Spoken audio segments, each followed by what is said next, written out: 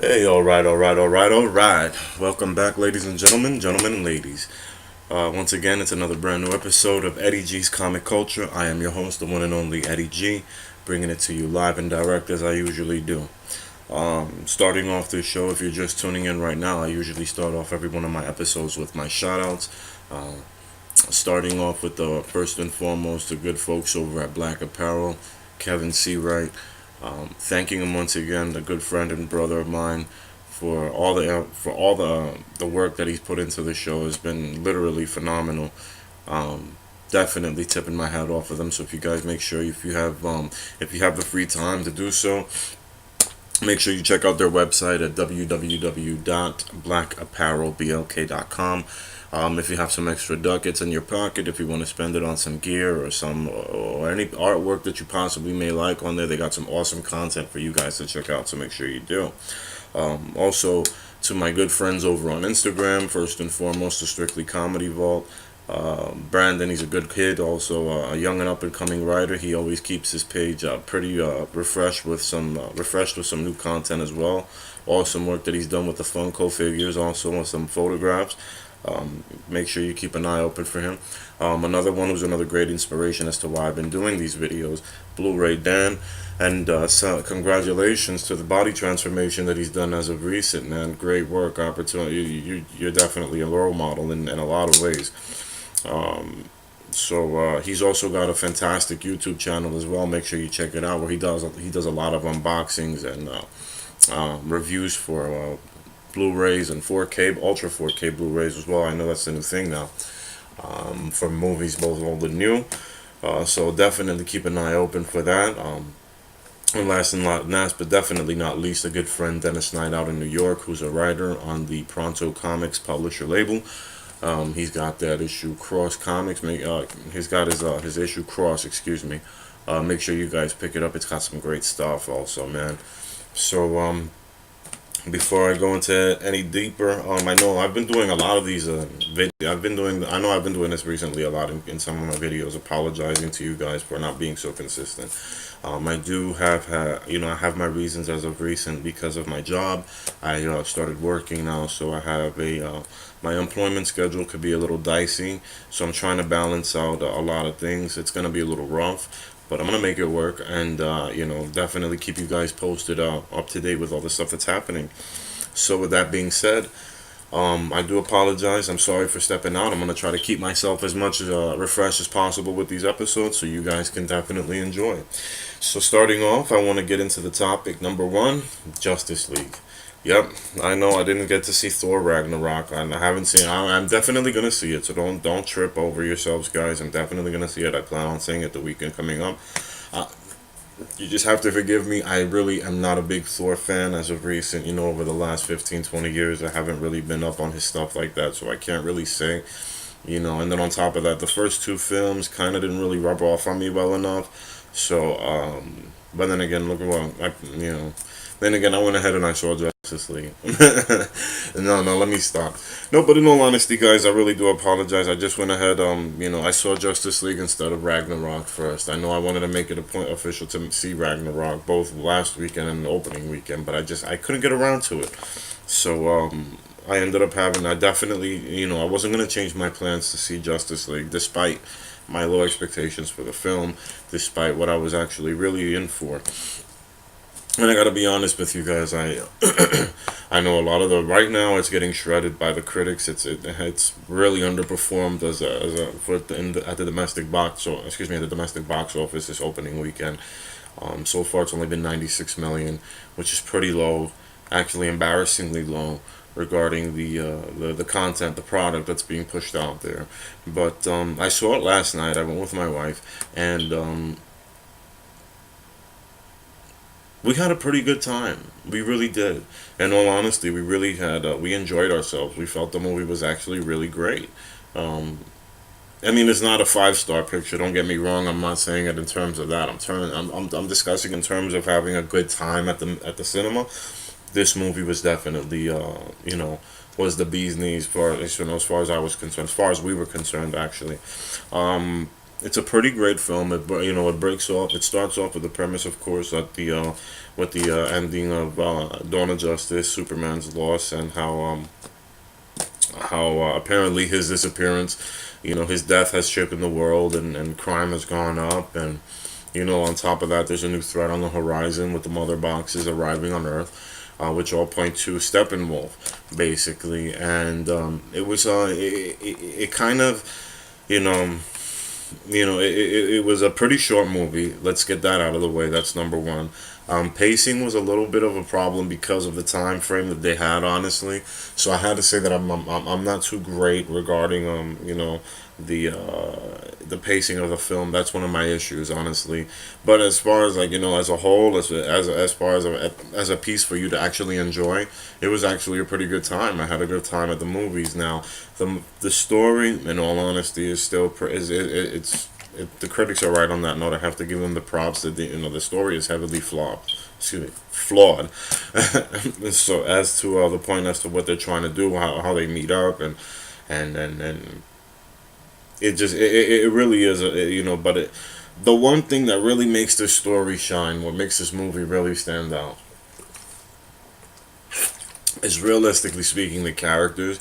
The interaction that they have between one another. I was pleasantly surprised at that. I was really surprised at how they actually all communicated with one another, how well it flowed and worked. The character development was pretty much there, so to speak. Everyone had their time to shine on camera, which was pretty good. Which everyone got, sufficient camera time to introduce themselves and who they were. But as I said before, the movie does follow, like, I'm gonna my review pretty much echoes another one that I saw on comicbookmovie.com. It's going in the right direction of Wonder Woman. It's just, it definitely wobbles along the way. It's not it's not it's not as bad as people are saying it is, and that's what I think really and that's what I think a lot of the people are missing at this point. It's still a great time at the movies. It's just, luckily it's still Zack Snyder's final directorial entry into the DC cinematic universe, and thankfully so, because it was just that time to hang it up. But it really just, as far as the film is concerned, you could see, like, they were doing two different movies. I didn't get. I would like to say that at some point I was kind of watching two different movies, but I wasn't at the same time.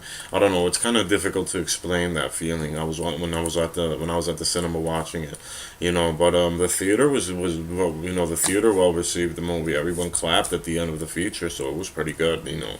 And it definitely points to a real hopeful and bright direction for the future. Now, a lot of stuff that's been recently happening at DC and Warner Brothers Studios has pretty much been shifting a lot of the changes that needed to be addressed within the past, within the previous three entries regarding Man of Steel, Dawn of Justice, and Suicide Squad. Wonder Woman pretty much was the movie that retconned that.